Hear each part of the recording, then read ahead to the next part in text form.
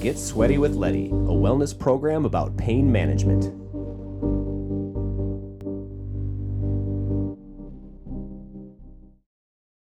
I was introduced to my next guest at a wellness event I hosted with Harvey Martin in Phoenix during my wellness discovery tour. Tom Seager, PhD and co-founder of Morozko Forge Ice Bath Company. Tom and I hit it off instantly as we shared stories and knowledge of pain management and healing. His company makes the coldest, cleanest, and safest ice baths in the whole entire world. He is also associate professor in the School of Sustainable Engineering and the Built Environment at Arizona State, and has authored 2 books packed with scientific citations and documented case studies. The books are definitive companions to cold plunge therapy. On top of that, Professor Seager has published more than 150 scientific articles related to human and infrastructure resilience, industrial ecology, and the environment. Needless to say, this is going to be an episode full of healing.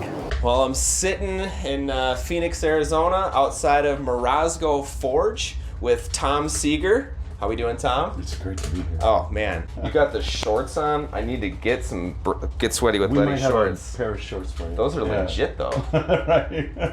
So we're outside of, like I said, Morozko Forge, and I got in touch with Tom at the wellness event that I put together with Harvey Martin a few weeks ago outside, or in Cave Creek, Arizona. Really cool little spot. Yeah. And there was some incredible people there, and naturally I got to talking to Tom, who has, I don't know, let's just call it the Maserati of cold plunges. Right. Creme de la creme, top-notch experience. And I loved cold plunging in his cold plunge, but then we got to talking about pain, and I realized Tom is, oh man, you have a great just concept of what pain is to you, and we had to figure out a way to get you on the program. Yeah, so we're going to talk about it. Yeah, so I drove here from Tubac Ranch, and now we're sitting on the bench, and I got to ask you, Tom, what does pain mean to you?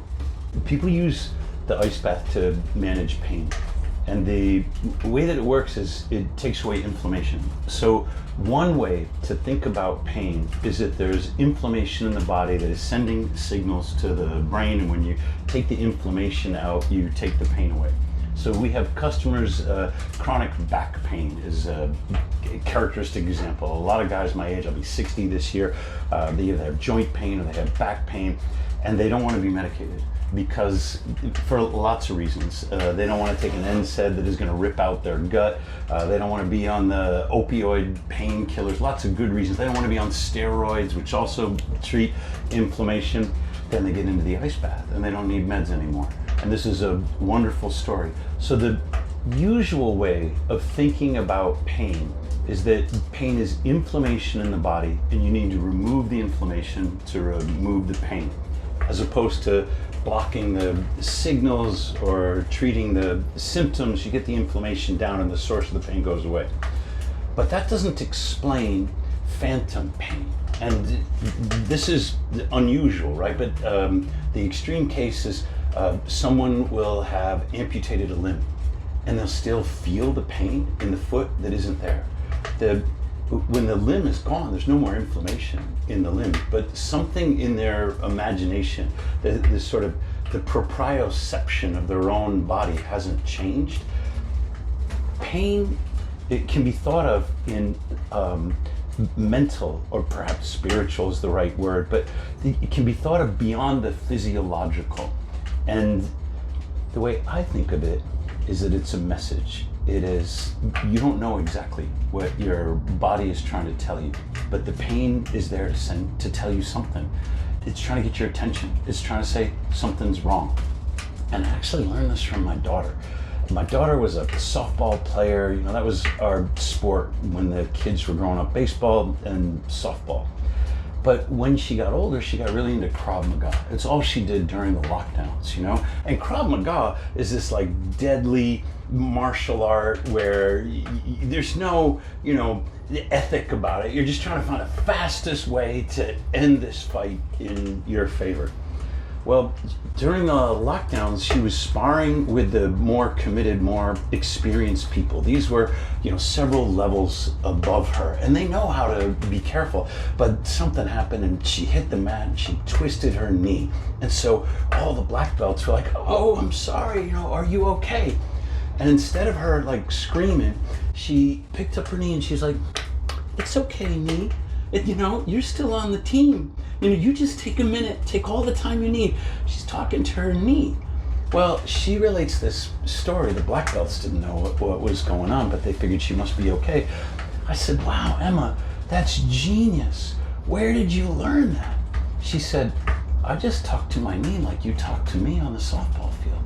If some girl came off the field and she got hit with the ball or, whatever it happened, you weren't mad at her. You would say, 'You're still on the team. We're going to get you right back in the game when you feel better.' That's the way I talk to my knee." And I thought, this girl is genius. Yeah. She's out there, with the choking and the beating and the groin kicks and the stuff like that. Completely different attitude about her body than a lot of athletes. I know that you've played a lot. Hockey's a brutal sport. And I don't know if this is true of you, but a lot of athletes will feel betrayed when they feel pain in their body. Like, "God dang it, knee." Jim Bouton writes a little bit about this in Ball 4. He, used to have the strong arm, and he wishes he could get the strong arm back and pitch like he did when he was 25. Some part of the athlete feels betrayed by the arm or the joint or wherever the pain is, and they get angry at the pain. That can get you through in the short-term competition. But my daughter's taking a different approach. Like, every component of your body is on your team, and it's trying to send you a message. It's on the DL for a minute. It needs some time on the bench. How are you going to talk to that? So I started going to the ice bath a little bit different. The cold has a way of finding the part of the body that needs it. When you get into the cold, you do a full body scan as if you were your own MRI, and you say, "What am I feeling now?" I'm like a lot of people. I shut those feelings down. I don't know if I have a sore shoulder or my toe hurts or something like that because I'm trying to teach class, or I'm trying to finish this sales call, or I'm trying to do something. So I will be disconnected from all the parts of my body that might interfere with my intellect, But when I get into the ice bath, now it's time for that full body scan. The cold has a way of finding the thing that needs my attention, that needs my love. It's okay back, it's okay vertebrae, it's okay hip. You're still on the team. You still got a roster spot, Yeah. You take a minute. Your spot in the lineup is going to be waiting for you because we need you. Then it's amazing. This could just be like some psychological trick I play with myself. It's amazing how much better everything feels when I get out. Maybe it's the inflammation, but maybe it's being receptive to the message that the part of the body that's hurting is trying to send me. There's a reason that it's hurting. I don't really know what the reason is. I have to probe that. It might be there's something going on wrong in my life that I haven't been paying enough attention to. And some part of my body is trying to get me to notice. We have expressions like this. "Oh, that guy's a pain in the ass." Well, what does that mean? And is that different than someone who's a pain in the neck? Or you might say, "Well, he's got a chip on his shoulder." We have all these kind of metaphors for our body. Some of them aren't so metaphorical. When you have a foot pain, maybe what your body's trying to tell you is that you're having difficulty taking that next step in your life. Maybe there's a connection between the part of the body that is hurting and whatever developmental challenge it is that you either haven't recognized or you haven't taken on, you haven't accepted, or you haven't resolved for yourself. So I started thinking about pain in a different way. I started looking for the meaning, like the behind the pain. The source of the pain is a message. I need to know what that message is. I love that. I can absolutely relate because I tell people all the time that pain is information, and how you receive that information is how the pain is going to respond next. And you can ignore it, you can try to mask it, but that information is still there. And the more you the more you pile your dirty laundry on top of that pain, the harder it is to be able to understand that information and read into what's going on. And when I was in this long battle of, either depression and just nerve pain, it was how I reframed my relationship with it that helped me move forward. I used to be upset with it. I used to be angry with it. Why did this happen? Why is this happening? And when I changed the relationship, talked to myself differently, talked to it differently, focused on the future where things are going to be much better, then you're able to move past it. It's like that mental inflammation that is caused from anguish that is tough to move on. And through wellness modalities, through sauna, through contrast therapy, you are able to move that through your body. The pain is not a moral judgment, and the way you respond to the pain makes a huge difference. So you might have a back injury that's causing you chronic pain. That's not a question of your character, right? But the guy who takes the classic medical approach of numbing, the answer to pain is always numbing, right? Right. He's making, now there's a moral choice to that. He's making a value-based decision that I'm going to mask, or I'm going to ignore, or I'm going to avoid, or I'm going to distance myself from the pain. The person who's in the ice bath, doing the full body scan, talking to their back, they're not numbing. I mean, the ice bath hurts too. They're trying to reconnect with the pain. So I've changed my attitude. I haven't had anywhere near the experiences that you've had, but what do you do with the pain? That's really the question. Being in pain, that says nothing bad about you. How you respond to the pain is the real challenge of it, is the way I think about it now. Nice. Yeah. Well, and we're going to respond to this wood-fired stove by adding some more logs to it and really turning up the volume in here so that we are primed We might feel to enjoy your cold plunges that we've got inside. Self-inflicted pain is coming up. Yes, in due time. All right, we'll be right back after throwing some logs on.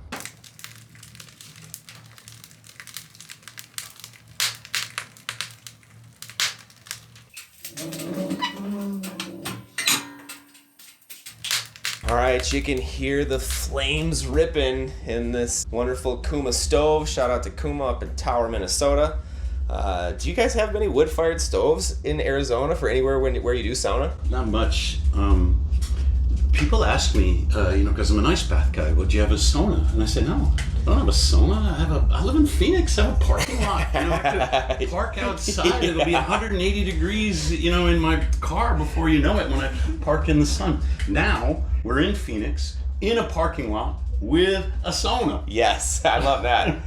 now we're all over the place now in Phoenix. Laying on the parking lot, it's basically just like laying on the rocks that surround the sauna stove. So I can relate. I'm glad that we're confusing all the Arizonians right here by setting up a fire inside a parking lot. One of the things I miss about being in Arizona is the wood stove and the fireplace. Like up north, I went to school in northern New York. Wood stoves, fireplaces, very common. And you get those long wavelength infrared radiative heat, but you also get some of the light of the fire. Your stove has a nice glass window in it where you can look down in it. And I saw this video with Zach Bush, the physician who does a lot of online media. He said when you're looking down at the light of the fire, not if you're looking up over past it, but when you're looking down like a campfire, it activates your stem cells.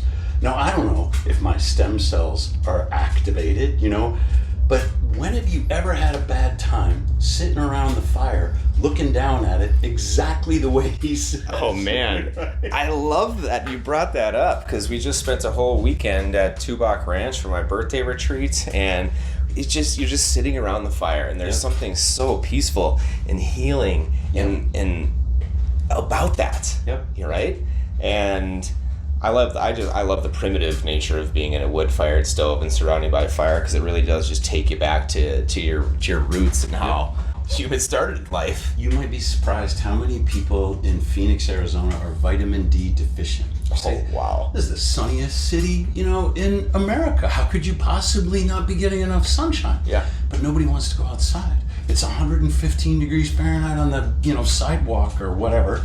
And so people stay inside their air-conditioned homes, on their artificial polyester carpet tiles, whatever that could, completely disconnected from nature. Because in Phoenix, we're so dependent upon our technological infrastructure, we don't realize that we're accumulating this nature deficit.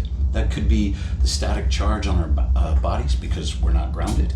It could be the wrong light environment because we've never been in the forest. It could be because we haven't been in the ocean or in the ice bath. We're not getting any cold. There's so many different ways when we're disconnected that we accumulate the attrition of technological damage. Then you go out, it could be in the desert, it could be at the ranch, you spend a couple of nights around the campfire and you're like, why isn't my life more like this? You sort of reconnect with the natural environment and you say, I want more of this. You go home and you do the same old thing anyway. Yeah, settle back into the chair with your remote or whatever, vice to get you through the rest of the day. When I'm sitting outside, it's like I can't get enough of it. Yeah. Looking at the stars, looking at a blue sky or water, trees, the desert. I mean, the mountains. It is beautiful. Yep. So yeah, I guess there's probably a lot of Arizonians that are going to be watching this episode here, and I would challenge you to go find a wood-fired sauna or just go and experience nature. Mm-hmm. Time your day accordingly, so you're not out there in the heat of it. It's a little different. If I want to go experience nature in the way that you're talking about, it's about a 2.5 hour drive. I got to go up to Payson, Arizona, or I got to go to Sedona, or I got to go to Flagstaff or someplace. We have, I teach in Tempe at Arizona State. We have something called Tempe Town Lake, but it's a glorified wastewater, stormwater retention pond. The water in there is not for swimming. We don't have the same, when we live in the desert, we don't have the same opportunity to connect to the areas that we're biologically tuned for. So one of the things that I sometimes talk about is forest bathing. Have we talked about this? No. You go out into the forest, and the Japanese word for it, I think, is called Shinrin Yoku. Just like the Finnish have done the best research on sauna, the Japanese have done the best research on forest bathing. It takes 3 or 4 hours a week. So you might spend an afternoon in the forest, and what do they notice? Revs up your immune system. For example, cancer patients who do forest bathing have better treatment outcomes than the ones who don't. And the markers in their blood of immune system activity are raised by the 3 or 4 hours that they'll spend in the forest. Reduces inflammation, improves mood, speeds wound healing. This is something that we sort of intuitively know. Like, you should go out in the forest, but it's not because you're getting more exercise. It's not the steps. It's the environment of the forest. So what's in the environment? In a certain coniferous forest, so these are like the Christmas tree of forests. Yep. There's something called, if I'm pronouncing it right, a phytoncide. There's something in the air because you can smell the pine trees. And your nose is such a great, detector of everything in the air. And the theory in medicine used to be that it was the phytoncides in the coniferous forest that activate the immune system and are responsible for all these benefits. And if that were the case, I suppose you could put pine scent or something into your home. I don't think that's it. I'm not arguing against the phytoncides. I've read some literature. But even in the deciduous forest, so these are the ones that drop their leaves, right? If you go out there in the fall before they turn their leaves, or you go out there in the summertime, same benefits. It's not just the phytoncides. There's something about the forest. There are 2 dominant wavelengths of light in the forest. One of them is a huge surprise. That's infrared. The trees reject the infrared part of the spectrum. They can't do anything with it. They can't use it for photosynthesis. And so they just reflect it back out into the environment. You and I don't know because we don't see infrared. But when we go into the forest, we are bathing ourselves in infrared light. All right? I can buy an infrared light machine and I can bring it indoors and I can use technology to mimic what otherwise would be a 2.5 hour drive for me, up to the forest. Yeah. But the other light of the forest is obvious. That's green. You go all over the world. Of course, all the shady forests are green. That's 525 about to maybe 550 nanometers in wavelength. This is visible. The green light has a beneficial effect too. When it comes in through your eyes, guess what it does, Josh? It relieves pain. And this isn't just headache pain. There was a study at University of Arizona on a fibromyalgia cohort. And when they used green light in through their eyes, they got a significant reduction in pain associated with fibromyalgia. Fibromyalgia is an autoimmune disorder, and this is just constant. There's no worse pain than always being in pain throughout your entire body. The green light took the pain away. The Harvard University and University of Arizona both studied migraine patients. So these are people with extreme photosensitivity. When you have not just a terrible headache, but a migraine headache, you usually experience visual distortions. Any kind of light is going to make the pain worse, and so people will lock themselves in a bathroom or a bedroom or something and just wait for hours hoping that it goes away. But Harvard discovered there was one wavelength of light that reduced the pain instead of increased it. That was green. So University of Arizona followed up and they said, all right, we're going to see if we can use green, not just to treat a migraine, but to prevent migraines. And they, did a study. They recruited their subjects, chronic migraineurs. They got like a 60% reduction in the frequency and severity of headaches from 45 minutes of green light in through the eye every morning. Holy cow. Right? I think that's forest bathing brought indoors. Just like we don't get enough red light. All right, we buy a red light machine and we bring it indoors. We don't get enough cold. All right, I make an ice bath machine and I bring it indoors, in Phoenix, Arizona. We don't get enough green. I brought you a machine. Oh man. This is the migraine lamp. These Sweet. Are the shady green colors of the forest. I am excited. I'm not going to take the whole thing out. No, I'm just going to leave it in here now. Take the device itself out. Like, it comes with a stand, but not that one. It's a box. It's built like a tank. It's got a battery in it, so you can take it on a plane. You can travel with it if you have to. Oh, there you go. Sweet. It has 2 different wavelengths of green. It has 4 different intensities, so you get to experiment with it. Try the power button, and we'll see if it lights up, because it's right out of the package. Wow. Okay, so here's what you do. Take the device, hold it up against your face like this. Keep my eyes open. The eyes closed. Okay. Right like that.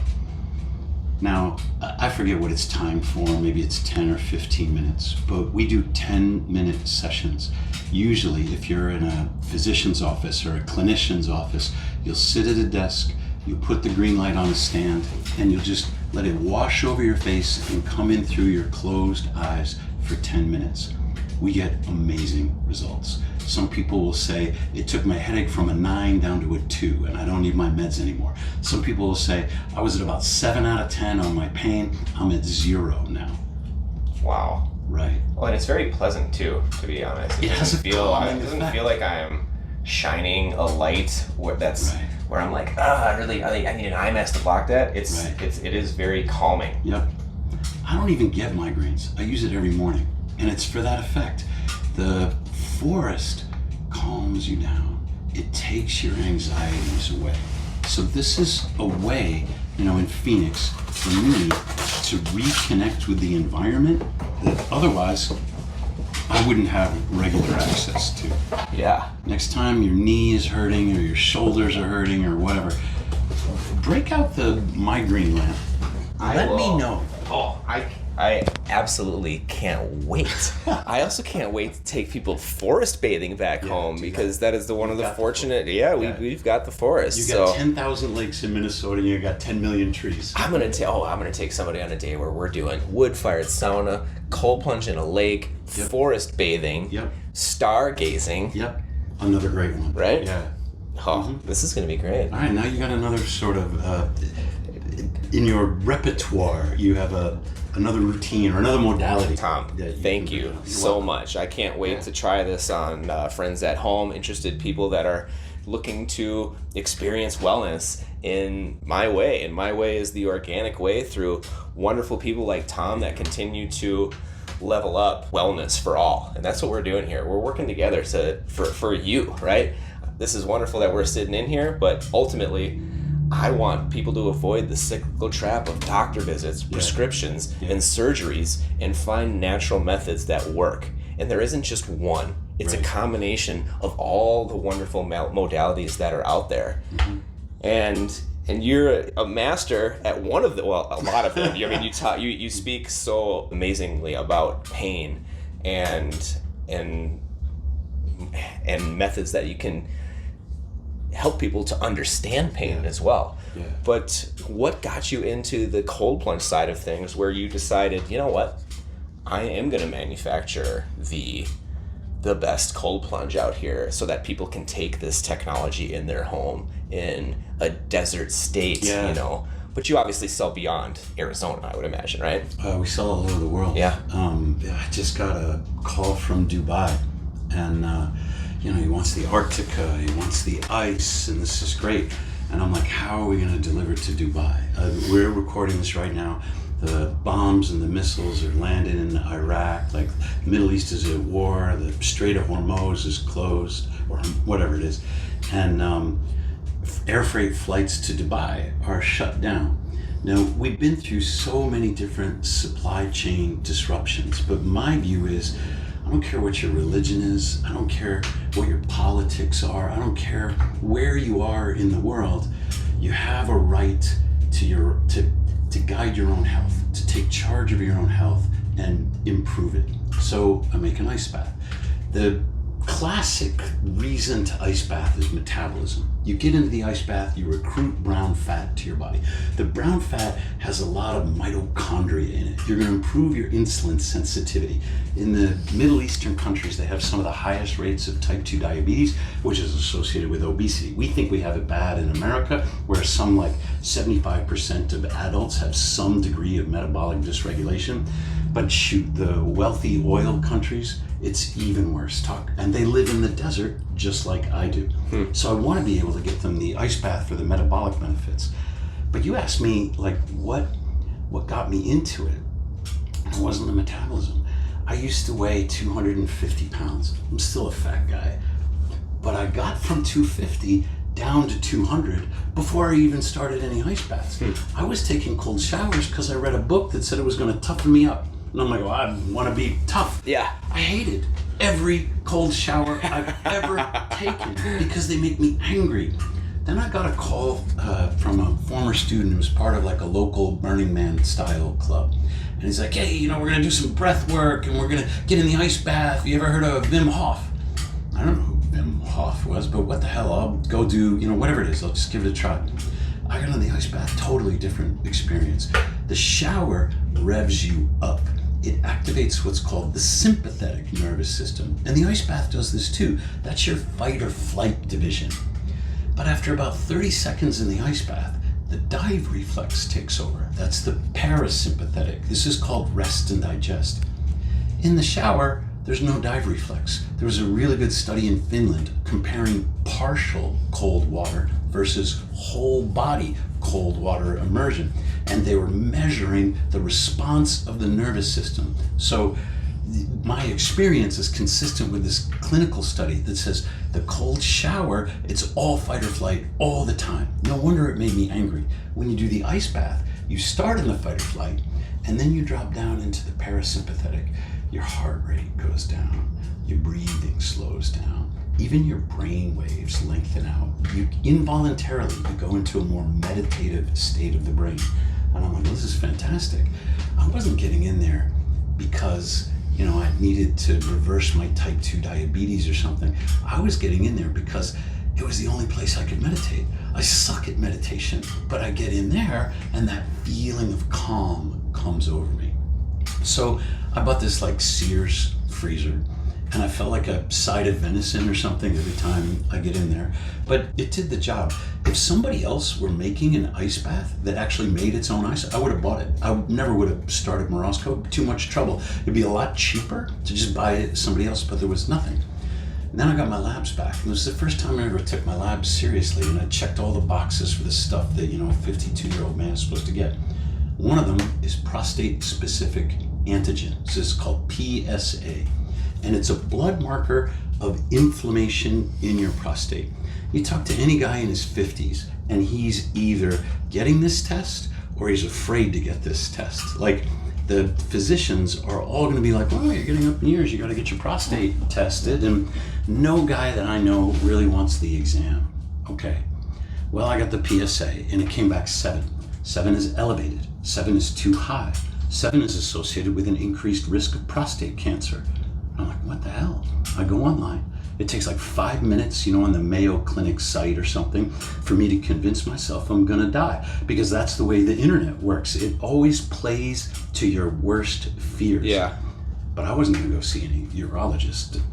I'd already developed, this was before the COVID lockdowns, I already had a healthy distrust of centralized medicine. So I'm like, I gotta figure this out. I started talking to other guys. If you ever had, your PSA checked, and guys don't talk about this stuff. Right. But then my friends would say, well, yeah, my doctor said I had to. And then they started talking. It came back too high. They had to do a biopsy. The biopsy was the worst pain they ever felt. They had 16 samples. 9 of them came back positive. They didn't know whether that was a false positive or like the whole story of allopathic medicine treatment for prostate. It ends in a lifetime of erectile dysfunction because you get so scared. They're like, we should get that prostate out of there, as a precautionary measure before it kills you. And without a prostate, a man's never going to get an erection again. No way I was signing up for that, Josh. Hell no. I said, I'm going to treat this myself. There are 2 things. I have an inflammation problem. There are 2 things that are effective for inflammation: keto and ice bath. I'm going to do them both. So I went in and out of a ketogenic diet. I would do maybe 3 or 4 days on and then 3 or 4 days off. And I got into that damn ice bath every single day. By then we had built our own prototype of Morozko. I sold the chest freezer to some guy from Mexico. I put the Morozko out on my porch. And I wasn't trying to get ripped. I wasn't trying to set any world records. I wasn't trying to be famous on some podcast. I got into that ice bath because I thought I was gonna die. I wasn't gonna die. I seriously doubt I had cancer. But in my catastrophic imagination, that's what the PSA 7 meant. It took me 4 months to have the courage to go back to the lab and get the blood drawn again. Because what if it was bad news? I didn't want to know. Like, if I went back to the lab and my PSA went up, then what am I going to do? So it took me 4 months to say, all right, I'm going to get this thing checked again. 1.8. No elevated risk of anything. No inflammation to speak of, right? That is incredible. That's amazing. Dramatic. Yeah. And just to be sure, like, I didn't want this to be a fluke, right? I went back a month later, 1.1. So it's trending down. What I was doing was right. I had to go to the library though, because the PSA wasn't the only thing on the blood panel. I also, you get the whole male health test, and it gives you total testosterone, free testosterone. It gives you your male sex hormones. My total testosterone shot up through the roof. The only thing that I've done is some keto and the daily ice baths. I went from 700s, like 750 nanograms per deciliter total testosterone in my bloodstream. Any medical doctor would have said, you're doing great, that's super healthy, nothing to worry about. After these 4 months, 1180 nanograms per deciliter, too high, out of range. I finally took that to the urologist, and the urologist thought I was juicing. The urologist is like, we're gonna get this guy off the sauce. He's gonna give himself cancer if he doesn't have it now. He said, I want one more test, because he didn't believe me about the ice baths and everything. He says, I want your luteinizing hormone. I didn't know what that was. I had to look that up. And then I had to go back to the lab, came back 8.9. Turns out 8.9 is off the charts too high. So luteinizing hormone is what signals a man's testicles to make the testosterone. If the total testosterone is high and the luteinizing hormone is low, then the doctor knows he's shooting up steroids. But if they're both high, then the doctor's like, he must be totally natural. So I emailed the luteinizing hormone lab results to my urologist. I've never heard from that guy again. Like, he's not like, what did you do? He's not like, how did this work? Or he's just like, he wants to just, he doesn't even want that information in his life because it's going to go against everything that he's trying to do. And what is he really supposed to do with it anyway? Is he going to start treating his patients with ice baths or something? Right. Yeah. Yeah. I mean, I come across that often enough. Yeah. And it is just more motivation for, I'm just going to lean into this. Yeah, because do it. this is scaring somebody that has spent their whole life trying to do something, and that means it's good. That is a very cool story. I'm sorry that you had to go through that whole entire process, right? That was anxiety, and it was stress, but there's a hormetic stress.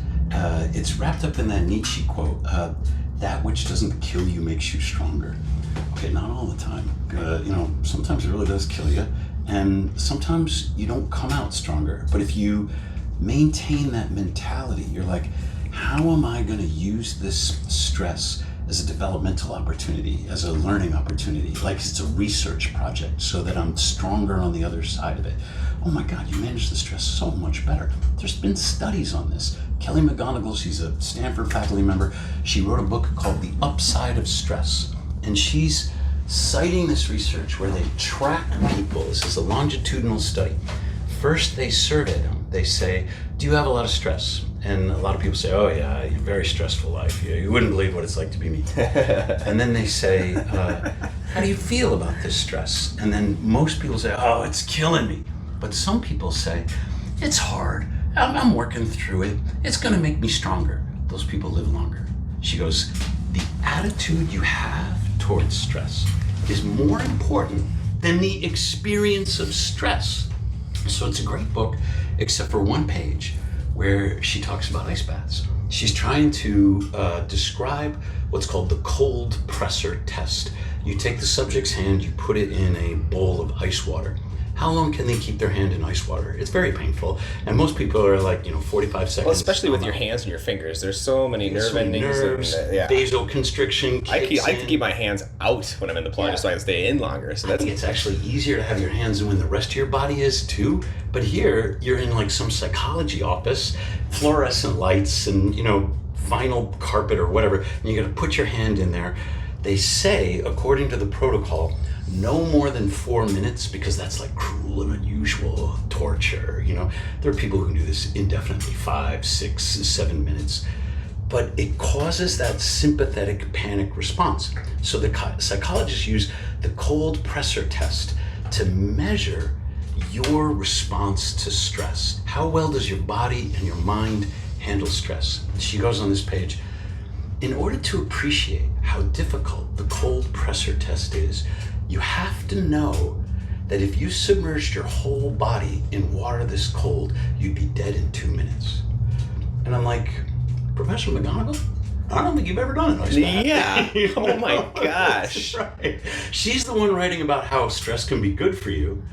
And even in her mind, she's like, but not that much stress. Whoa. I get into 34 degree water every single morning. And I'll just do 2 to 4 minutes, just long enough to activate my nervous system, calm myself down. And then when I get out, I'm like, I did it again. I'm a winner. Nothing bad can happen.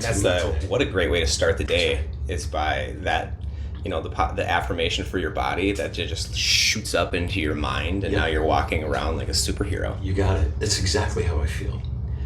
This isn't a metabolic therapy. For me, it's all about the nervous system. This is a psychological therapy for me.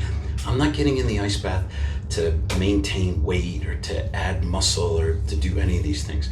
I'm getting into the ice bath because I'm trying to do really difficult stuff in my life, like run a startup or deal with all the woke stuff that I get at ASU. You can imagine during the lockdowns how I was at odds with my administration. And so for me, the ice bath is a way of letting all that stress just melt into the water. Let the cold water take it out. And then when I come out and I feel like Superman, so nobody can touch me. Nothing bad can happen. Things can happen. You can be like, all right, well, let's take a look at that. Oh, let's deal with that. Yeah. That's an interesting puzzle, Yeah. Yeah. Wow. Well, how's your temperature? How you feeling? I think we're starting to sweat a little bit. I think how are you feeling? You want to go and show let's go plunge and talk about what you got in there and all that? We're inside Morozko Forge. Tom, do you want to tell everyone about this beautiful stand-up cold plunge that How about you about to get into? experience it? I'll narrate it. This is a Actual ice in here. This is a vertical plunge. So if you were in Minnesota in the wintertime and you drive your truck out on the ice and you're like, I'm gonna do a plunge, you would cut a hole in the lake. Yep. And you would get in kind of like this posture. Yeah. Yeah. So the whole idea here is to simulate that plunge in the lake. You're already up over your calves, like you've done this before. Oh yeah, it's the only way to go. You are grounded. This is something what happens when you plunge in the lake. Of course the lake water is grounded because it's in the ground. But if you have like an inflatable tub or a plastic tub or an acrylic tub, that water's not grounded. Morozko has a stainless steel tub. It has a grounding wire on it, so it's grounded through the circuitry in the building. The instant you get in, you're getting electrons from the earth into your body, rebalance your charge, change the zeta potential of your bloodstream, disaggregate or deagglomerate your red blood cells, improve your circulation. So at the same time you're getting vasoconstriction, like on your hands, and that kind of hurts, you're also improving the flow of blood everywhere else in your body. This is incredible in here. Wow. And my neck. That's my favorite spot. Oh man.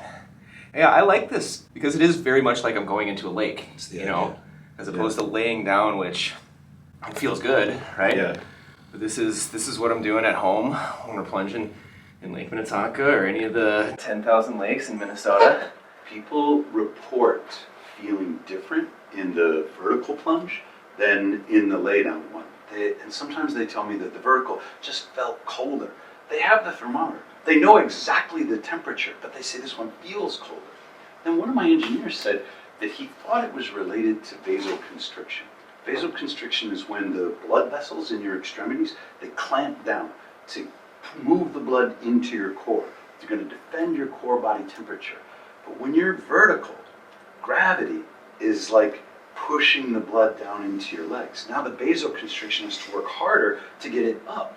When you're laying down, not so much. The blood will move into your core easier. This was his hypothesis for why this feels colder, even though we know it feels cold. This is great. I believe it. Oh yeah. No. I mean, yeah.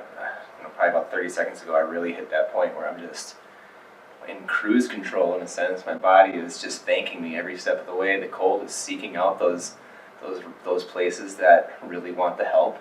I can feel it in my knees. I can feel it in my low back a little bit. Everything else just feels at ease. When you watch this video back of you first getting in, you're gonna see the anxiety in your body. It was almost as if you started shivering before you even got cold. You know? Yeah. And I was taking deep, intense breaths. That's the way to do it. And now I'm Yep. now Those I'm calm. breaths calm you down. Stay. Yeah. The worst part of every ice bath is the 15 seconds before you get into the ice bath. You're not even cold yet, but your mind plays tricks on you, and it starts like giving you the anxiety of getting in the cold. Yeah. You start kind of negotiating with yourself. Like, Yeah. I should probably have a cup of coffee first. Or something, you know? You get in 20, 30 seconds after, structured breath. You slow the breath down. And then you think, what was I even worried about? Why was I giving myself such a hard time? Yeah. I have that experience every day. Oh, I need to get this experience every day. I wish we could put one on your trailer. I know, we're gonna figure something out. We'll Yeah, figure something it's out. a good idea. Yeah. Yep. People need to experience the Morozko, and I want to give it to them. Good. Well, you want to come in now for your turn? Yeah, we'll swap out. All right. Oh, I feel so good. You've got the ice tan going on. The ice tan. Yep, your skin is red. I love it. Look at that, right here. Making this ice.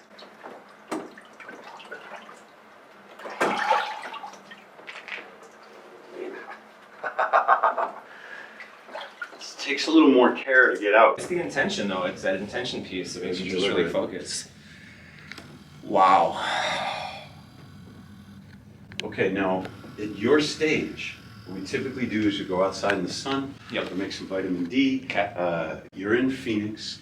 And I know it's early March, and most of the country, there's no UVB, but you might get a little bit, you know, right. at this latitude. Should I in go our pop parking outside lot. quick? So yeah, let's go All right, pop let's outside. go pop outside. Yeah. We're gonna get some rewarm.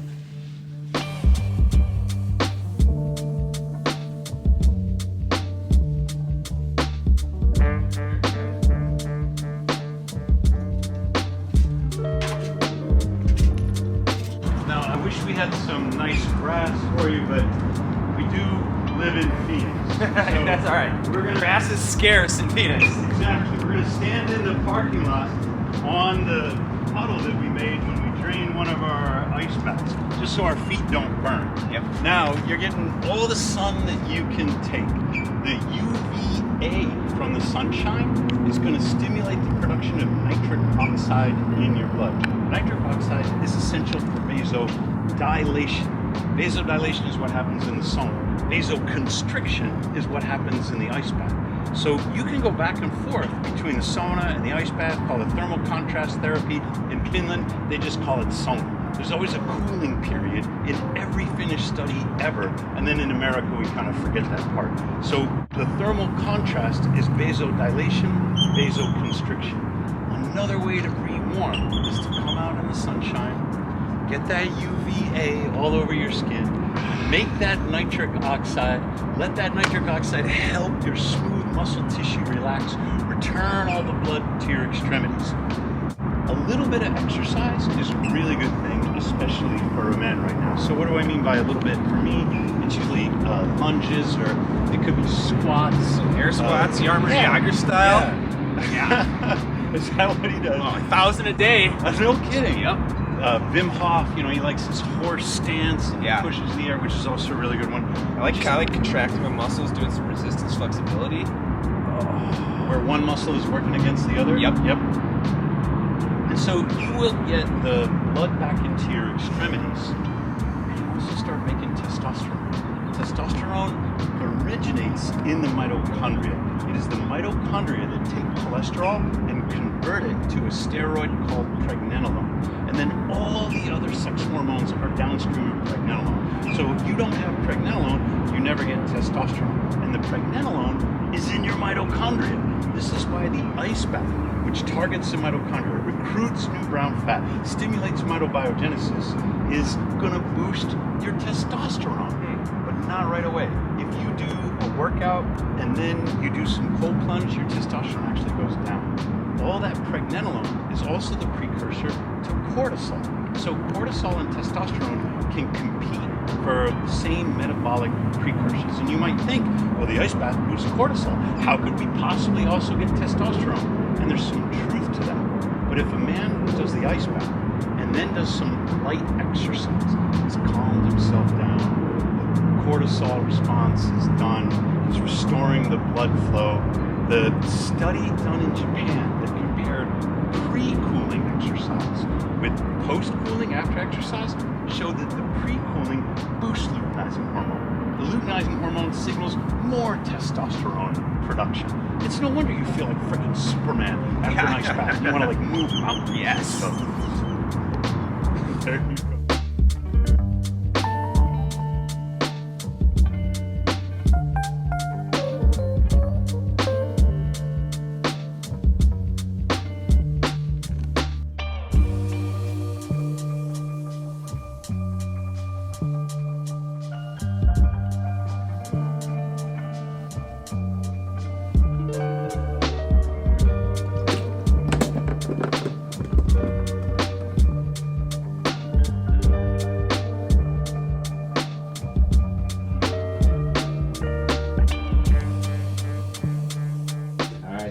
Making the plunge. I love that we have to move ice to get in there. Like that is Part of the cool. experience. Sometimes we even have to break it.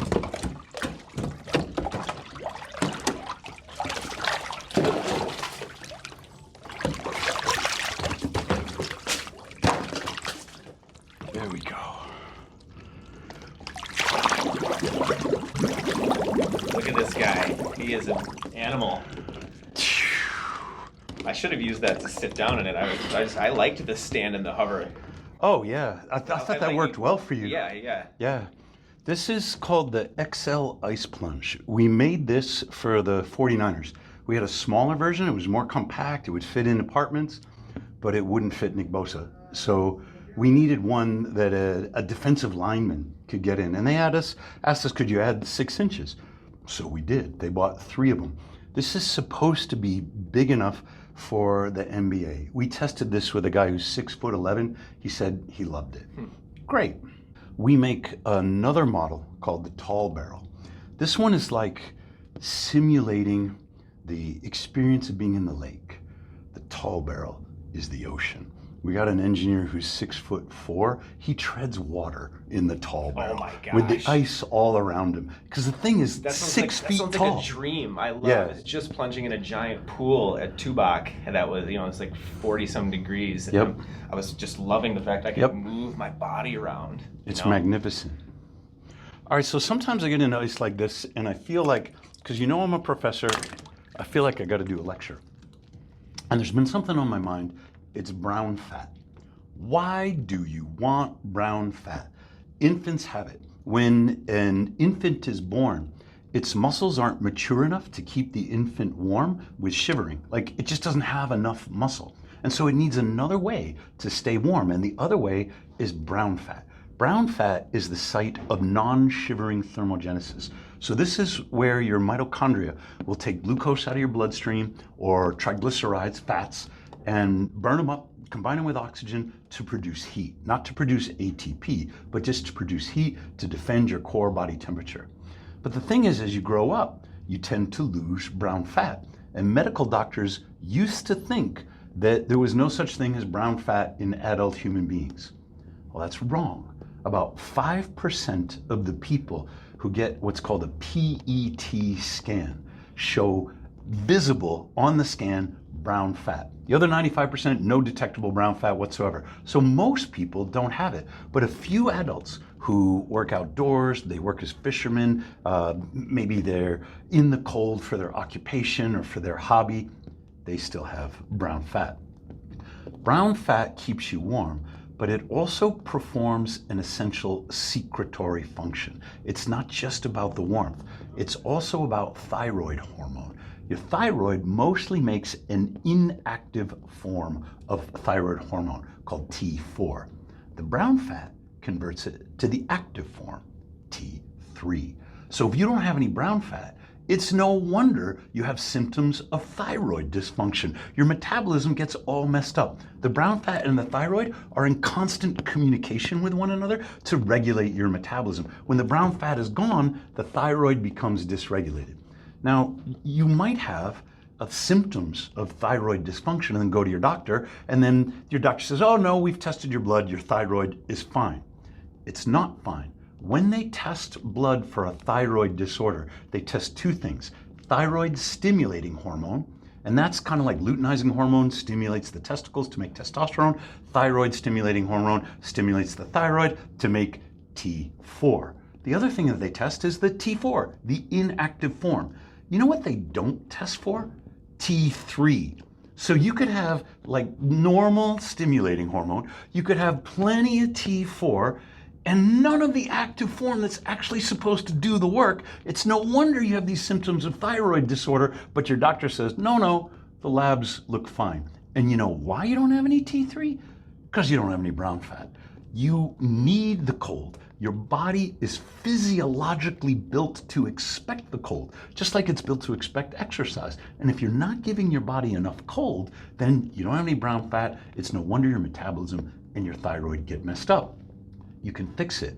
If you have no brown fat and you start a regular practice of ice baths or cold plunge therapy, it takes about 2 weeks, your body will recruit new brown fat. It will repair itself. Your insulin sensitivity will improve, your HbA1c and all the markers of type 2 diabetes will improve, your metabolism will improve. So this is a good reason to ice bath, is so that you can get brown fat back in your body just like you had when you were a kid. Wow. I've actually always, I've had it wrong. I would always say like the cold exposure will burn your brown fat cells, and that's the only thing that can do it because they're the last ones to burn. So you're saying kind of that it actually creates them in a sense. Correct. Ah, cool. Yeah, it burns white fat, but it won't burn brown fat. It will, during your recovery, during your sleep, it will recruit new brown fat. And how do you do it? Mitobiogenesis. Your mitochondria replicate, and when you take a white fat cell and put more mitochondria in it, it's called Bayesian. The mitochondria are what make the cell look brown. And then it changes the function from energy storage to energy burning. You want brown fat because that's what keeps you lean and healthy. Yeah. I better get outside. I'm gonna get some sunshine. Yeah, let's go get that sunshine. Wow. I feel like exactly how I need to feel right now. You're sweating again. I am sweating I again. haven't warmed up yet. I just Yeah, got out and did that long lecture on brown fat, and then my toes were killing me. Now, what is it, 210 degrees? It feels kind of like it, right? It's not that bad. I mean, we're probably, our bodies are probably sitting around 170. Okay, that's right not the now. worst. Yeah, It's not the that's worst. how come I can But breathe. it's that wood-fired heat. It makes you feel hotter than you actually are. I get people that come in here and they're like, I regularly sauna at 220. I'm like, either your thermometer doesn't work or you're just not sauning regularly at 220. Yeah. It's really difficult to breathe through your nose once you that's get true. past 185. So I try to keep it at a communal temp, an appropriate temperature, so that we can not only get the benefits of sauna, but get the benefits of connection. I've noticed that when I come out of the ice bath, if it's like 150 degrees in the sauna, it doesn't touch me. Like I just don't get the sensation of discomfort that I want to get. Yeah. And it's probably because my skin is cooler or whatever. But if you're going to pair sauna with ice bath, it's very natural to go with a hotter sauna. So you don't have to spend an hour in there just to break a sweat. Yeah. That's the beauty of playing with temperatures and playing with contrast therapy and doing it. I mean, this is a workout. We're challenging our bodies right here. And I really appreciate how you incorporated the movement, because that's something I'm all about as well. And we're not in here to just be stagnant lumps. Let's push that energy through our body. Let's push that inflammation through our body and cycle anew. Yep. Get the fascia moving. Get the fascia moving. Yep, absolutely. Tom, this has been an absolute pleasure. I'm so glad you came up. Yeah, same here. When we first started chatting at Harvey's event, I was like, we got to make this happen. So the fact that we did just means the world to me. This is podcast number 7 that we've had. Oh, good. In the 5 weeks that we've been on the road. You're lucky number 7, Tom. Do you post this on YouTube? It'll be on YouTube. It'll be on Spotify. We'll make a social media post out on Instagram. We've been collecting content after content on this trip here, so we're about to explode with getting all the stuff out into the world. I don't want this to wait around for months. I want this to get out to the people.